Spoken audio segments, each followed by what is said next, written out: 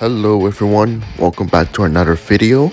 I know it's been a while because I was trying to work on the other what ifs I'm planning on. So right now this is the what if you could guess for now. So this is one of the common suggestion. What if Goku and Torch which wins? I know a lot of people already did this before. I see a few examples people did it.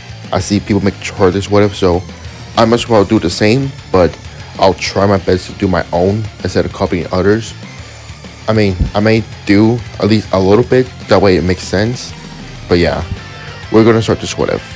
And if you're new, like, comment, subscribe. Let's get started. Now, the first thing we need to do is set up the turles movie, and it's pretty much confusing how to add it together. So what I'm gonna do is that we're gonna do the same thing, like set it up after the Saiyan saga, and instead of like the Sea Fighters fighting the turles crew, like the Crusher Corps, we had to add Roshi in it. Just throw in Roshi because only Krillin and Gohan are alive. TM, Yamcha, Chaozu, and Piccolo literally died, and it doesn't make sense that they're alive in the movie. Even Goku has Kaioken Spirit Bomb, which makes the movie even more kind of confusing. So we're going to do that.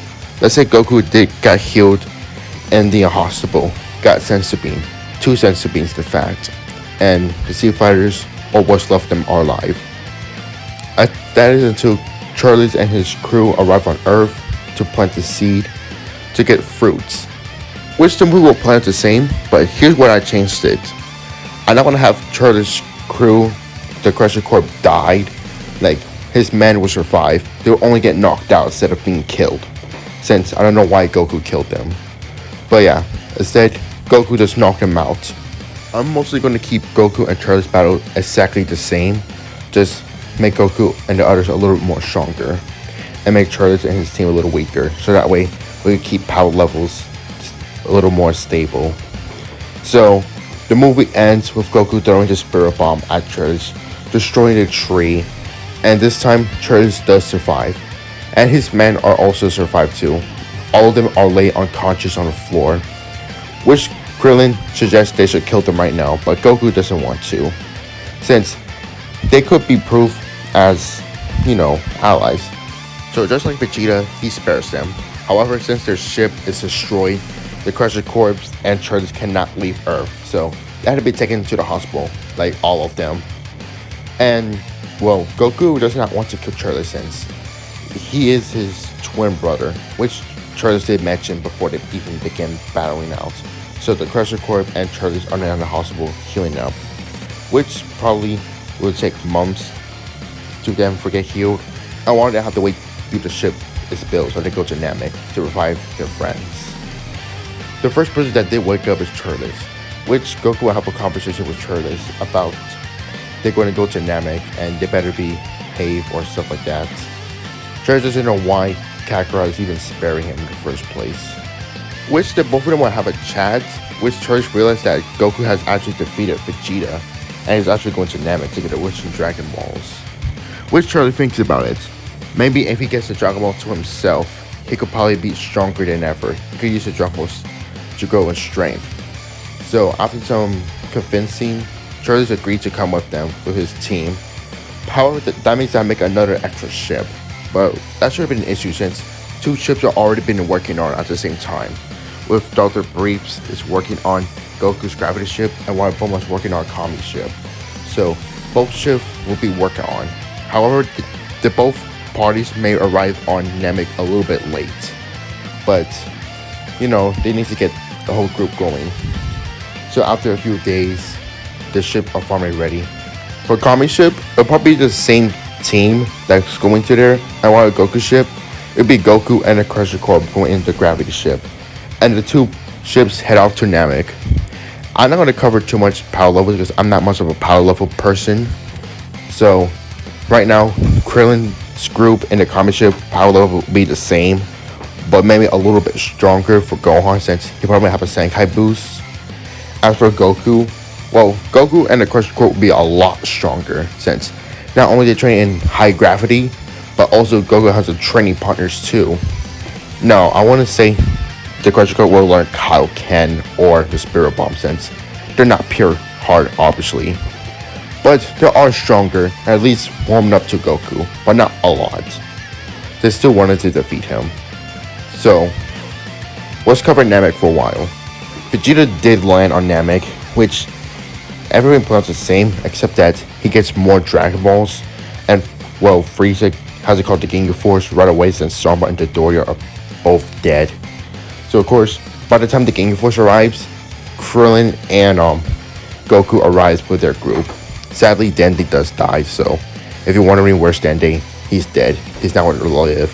He's not going to live, because Dodoria will probably snap his neck. So, yeah, unfortunately, Dende's not alive. But, yeah, enough about Dende. So, the group immediately sensed the Ginyu Force arriving, which Turles does know who they are, or what he remembers. So, right away, the group decided to split up, with Krillin and Gohan will go to the Dragon Ball, which there's only one Dragon Ball left, since Frieza has all 6, and he needs one more. And the last Dragon Ball is at Guru's house, which Gohan and Krillin will go there. So that means they will get their potential unlocked, and that includes Nail, since there's no other Mannequins left besides him and Guru. Nail will get the potential unlocked too, and decides to head off to the battle, which the Crusher Corp and Goku begins to fight the Ginyu Force. Of course, Vegeta does help out as well, which Goldo does die. Raccoon gets one-shotted as per normal. Poor big guy. As for the Crusher Corp, they begin to fight both Jace and Birch at the same time, which they had been pretty much doing well. This is where Captain Ginyu arrives, at which Goku wanted to fight him, but Charlie steps in. He wants to fight this guy. So the two begin to battle, but unfortunately Charlie's got his body swapped like how Goku did, but it ended up him getting his body back, but which Charlie is badly injured and needs to get in a healing pod. Frieza is still in his ship, patiently waiting for the Dragon Balls. So they need to find a way to distract Frieza while Charlie goes heals, which the person who will volunteer will be one of the Crusher Corps, the other teammates. So all of them fly to Frieza's ship and start causing havoc, which forced Frieza to fight them by himself. He doesn't know who these guys are, but he's going to make sure they have a slow and painful death for ruining his ship. So while he's out to fight them, this is where they sneak in the ship and put Charles in the healing chamber, the healing pod, whatever you call it. And of course, everyone else begins to fight Frieza, with Goku rushing in, using his Kaioken to hit Frieza out of nowhere with a sneak attack. Frieza is surprised by this monkey's out-of-burst power. He transforms into his second form and begins to fight Goku. Along with that, the others sneak away to use the Dragon Balls, with Nail being the translator of course. The dragon is summoned, and literally everyone saw the dragon, and the sky turned dark. And we have a whole race of everyone trying to rush out the dragon. But 2 wishes are already being made, unfortunately for everyone else. But good for the other heroes, because Piccolo's revived and has been sent to Namek, right away to the battle. And of course, before they make it a third wish, the Dragon Ball's been turned to stone, which Guru dies. And this angers Frieza, but also equally angers Turles and Vegeta. Frieza goes to his third form out of his rage and begins to body everyone. Piccolo arrives, even if he does fuse with Nail, which he probably wouldn't right now. He still want to stand a chance, but maybe he does, since Nail got his potential unlocked. He probably got even more bigger boost of a fusion level. So, but still, it's not going to matter though, because Frieza might transform into his final form, and he's done playing around. And since there's no healers, they cannot spam Senkai since Dende's not around, since he was dead. So the group has to think of a way to defeat Frieza, which Goku brings up the Spirit Bomb months earlier. And everyone has to distract Frieza for now.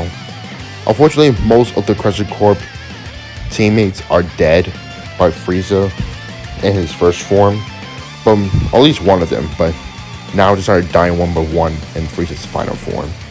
Piccolo couldn't do much. Vegeta ended up dying like in canon. Turles is holding his own, which his powers keep rising by the fruit tree might he ate not too long ago. And once the Spirit Bomb is ready, Goku throws it at Frieza, which Frieza desperately tries to push it back, but it's no use. He gets consumed. But like in canon, he didn't die. He stand back up and shot Gohan right in the chest. This time at Gohan and Krillin, with both of them bleeding to their deaths. Goku seeing his son and his best friend killed, it makes him explode in rage. Even though Turles doesn't know them really much, he did get to warm up with their group. He actually gets to know them better, even Kakarot, his brother. And he realized that with this strength he has, he might be able to beat Frieza. But he's also even raised by the fact that not only his crew are dead, even Gohan and Krillin are dead too. So, if anything, this also caused him to go Super Saiyans. And Frieza is taken aback. Not only one, but two Super Saiyans standing right in front of him. The two Saiyans look at Frieza in rage and get ready for a battle. But this is where I'll leave things off for now. If you enjoyed this video, make sure to like, comment, subscribe. And I hope you guys enjoy.